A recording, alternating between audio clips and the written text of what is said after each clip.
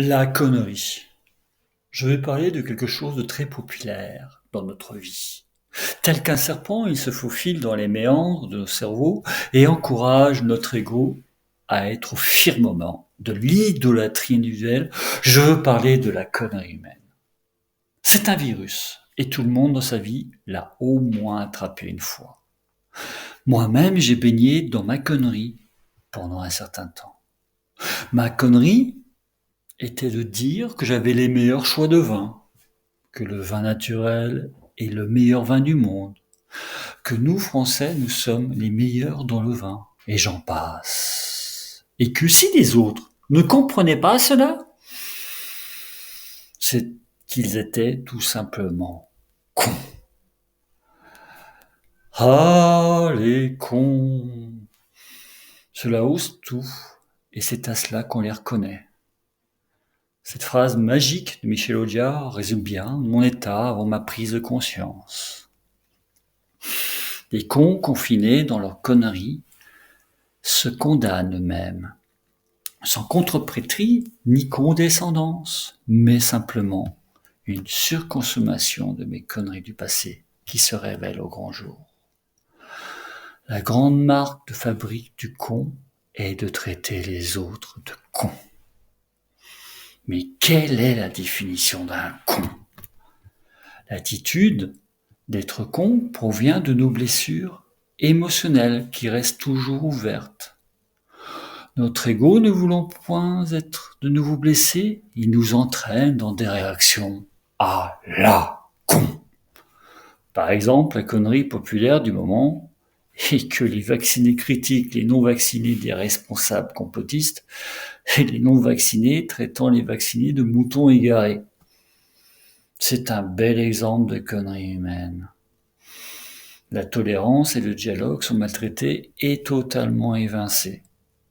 Ce vieil adage « diviser pour mieux régner » est vraiment efficace et adapté à toute époque. Ce virus planétaire possède un seul vaccin pur, sans aluminium et gratuit pour tous. Je veux parler du travail sur soi. Ah, n'en déplaise à certains, ce vaccin n'enrichit pas les laboratoires. Mais notre ego, symbole émotionnel de l'auto-satisfaction personnelle, ressemble à un paresseux et dédaigne de travailler sur soi, peur d'avoir encore mal. Même si nous nous croyons immunisés, attention, soyons toujours vigilants, car derrière chaque porte de notre vie, nous avons la possibilité de toujours faire une connerie. Le con est présent partout.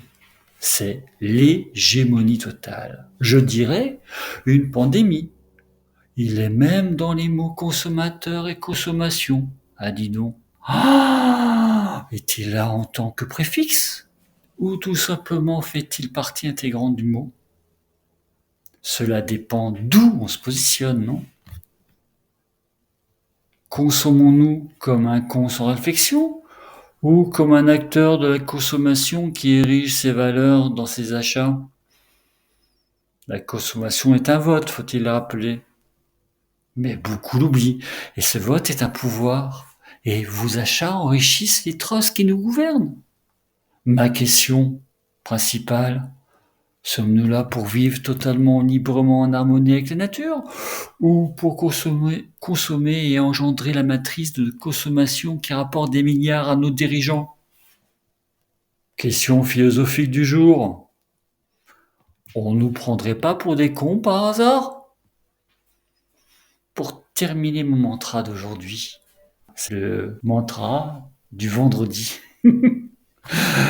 Ah, ne pas pardonner aux cons de leurs conneries, c'est être con soi-même. Nous avons tous notre destin dans nos mains. Et si vous trouvez con là maintenant, c'est pour signe que vous pouvez encore changer. Voilà, c'était Jean-Charles Bott de JCZ, en espérant que vous ayez de l'humour. Et à bientôt.